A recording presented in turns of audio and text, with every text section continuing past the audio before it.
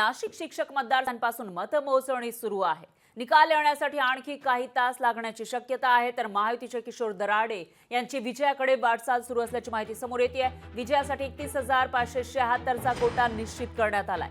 तर पहिल्या आणि दुसऱ्या पसंतीच्या मतमोजणीमध्ये किशोर दराडे हे आघाडीवर आहेत आणि दराडेंना दुसऱ्या पसंतीची 5,100 मतं आवश्यक आहेत। त्यामुळे आता पुढची जी मतमोजणी राहिलेली आहे त्यामध्ये तो कोटा ते पूर्ण करण्यामध्ये यशस्वी होतात का ते बघावं लागणार आहे।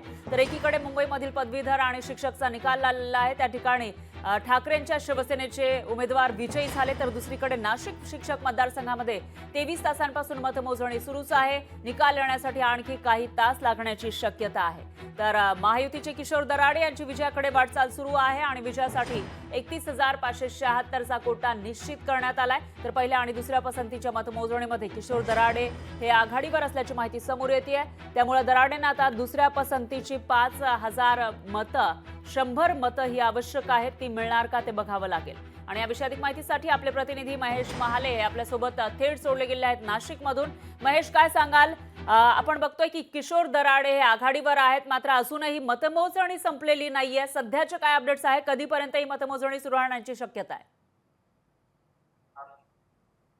अगदी खरं आहे फारा। खरं तर तब्बल 23 तासापासून नाशिक शिक्षक मतदारसंघाची जी मतमोजणी आहे ती सुरू झालेली आहे आणि पहिल्या पसंतीनुसार 26,475 मतांचा जो कोटा आहे तो किशोर दराडे, महायुतीच्या शिंदेच्या शिवसेनेचे उमेदवार असलेले किशोर दराडे हा यांचा झालेला आहे। मात्र 31,500 मतांचा जो 575 मतांचा जो कोटा आहे तो निश्चित झालेला आहे। त्यामुळे दराड्यांना आणखी 5,100 मतांची आवश्यकता आहे। आणि आता दुसऱ्या पसंतीची जी मतमोजणी आहे सुरू आहे, यामध्ये जवळपास नाशिक शिक्षक मतदारसंघामध्ये 21 उमेदवार रिंगणात होते आणि पहिल्या पसंतीची जी मते आहे ती कोणालाच पार करता आली नाही।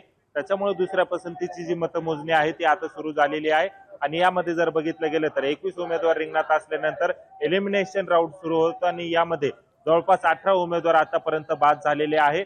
आणि आता दुसऱ्या पसंतीची जी मतमोजणी आहे ती सुरू आहे। जवळपास संदीप गुळवे आणि किशोर दराडे यांच्या ज्या मतांची जी चाचणी आहे ती होती आहे आणि यामध्ये आता किशोर दराडे यांना जवळपास 5,100 मतांची आवश्यकता आहे। दुसऱ्या मतांच्या चाचणीमध्ये आता ते त्यांचा कोटा पूर्ण करतात का हे देखील पाहणं महत्त्वाचं ठरणार आहे। परंतु एकूणच जर परिस्थिती बघितलं तर किशोर दराडे यांची विजयाकडे जी वाटचाल आहे ती सुरू झालेली आहे आणि जवळपास दुसऱ्यांदा शिक्षक आमदार म्हणून ते निवडून येण्याची शक्यता देखील वर्तवण्यात येते। त्यामुळे एकूणच आता 23 तासाहून अधिकचा जरी काळ झालेला असला तरी आता नाशिकच्या शिक्षक मतदारसंघामध्ये किशोर दराडे यांची आघाडी जी आहे ती सुरुवातीपासूनच कायम राहिल्याचं आपल्याला दिसून येते। निश्चितच महेश, आघाडी कायम असल्याचं दिसतंय, आता ती शेवटपर्यंत कायम राहते का आणि त्यांचा जो कोटा निश्चित केला आहे तो त्यांना पूर्ण करता येतो का ते बघावं लागेल। या विषयाची अपडेट आपण तुमच्याकडून घेत राहूया। दरम्यान धन्यवाद तुम्ही दिल्या या लोकशाही मराठी ऐका, पहा, जागरूक रहा।